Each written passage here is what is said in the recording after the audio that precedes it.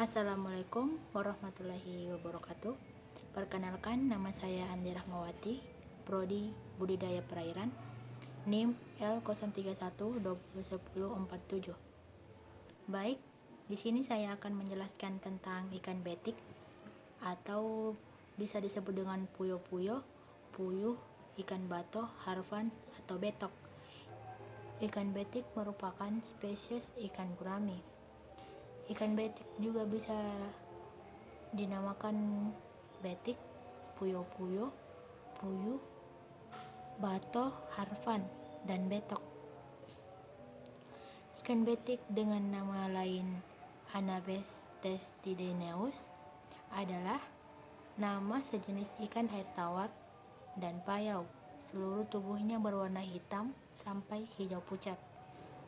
Panjang mencapai 25 cm dan hidup di dasar perairan tropis. Ikan betik tersebar di perairan India sampai garis Walens termasuk Cina. Ikan ini umumnya hidup di air perairan tawar. Ikan ini juga dikenal dengan beberapa nama lain seperti betok atau betik atau pepuyu dalam bahasa Banjar. Dikenal sebagai klimbing gurami atau klimbing perch, merujuk pada kemampuannya memanjat ke daratan. Nama ilmiahnya adalah Anabes testidineus. Berikut gambar ikan betok. Bisa kita lihat taksonomi dari ikan tersebut, yaitu berasal dari kerajaan Animalia, filum Chordata, kelas Achinopteri, ordo Anabathidophemes, famili Anabantidae, genus Anabas, dan spesies Anabas testidineus. Cara mendapatkan ikan ini pada kebanyakan daerah dengan dipancing berupa cacing. Akan tetapi, ada juga yang menggunakan jangkrik, cilung, atau ulat bambu. Di Kalimantan Tengah dan Banjarmasin, penduduk setempat mempunyai cara tersendiri, yakni mencampur telur semut atau kroto dengan getah karet dan dimasak dengan cara dikukus. Selain untuk ikan betok, umpan ini juga dapat sebagai umpan ikan seluang. Ikan betok umumnya ditemukan di rawa-rawa, sungai, sawah kecil, dan parit-parit. Juga pada kolam-kolam yang mendapatkan air banjir atau berhubungan dengan saluran air terbuka.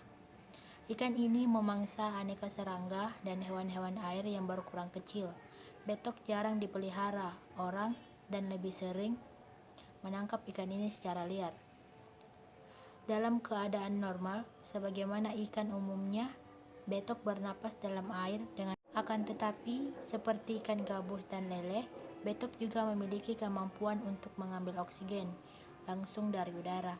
Ikan ini memiliki organ labirin atau labirin organ di kepalanya yang memungkinkan hal itu. Alat ini sangat berguna manakala ikan mengalami kekeringan dan harus berpindah ke tempat lain yang masih berair.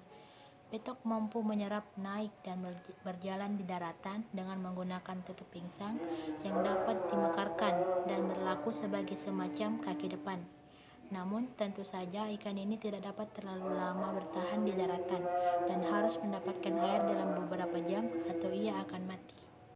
Ikan yang umumnya berukuran kecil, panjang hingga sekitar 25 cm, tetapi kebanyakan lebih kecil, berkepala besar, dan bersisik keras kaku.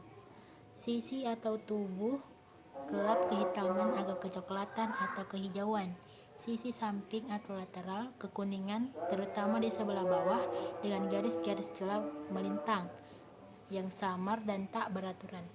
Sebuah bintik hitam kadang-kadang tak jelas kelihatan terdapat di ujung belakang tutup pingsan. Sisi belakang tutup pingsan bergerigi tajam seperti duri. Masyarakat Banjar dan pesisir Kalimantan tempat memiliki menu khas dari ikan betok atau pupuyu dalam bahasa setempat. Papuyu bakar terkenal sebagai masakan yang enak dari daerah Banjarmasin. Dikenal pula wadi papuyu atau pakasam, ikan betok yang dibuang sisik, jeroan, dan insangnya yang difermentasi dengan bantuan garam dalam wadah bening, stoples plastik, ember plastik yang ada tutup, dan lain-lain. Wadi papuyu dimasak sesuai selera, digoreng, atau disayur. Baik, itu kiranya yang bisa saya jelaskan tentang ikan betok. Kurang lebihnya mohon dimaafkan. Apabila ada kesalahan, tolong dimaklumi. Sekian, Assalamualaikum warahmatullahi wabarakatuh.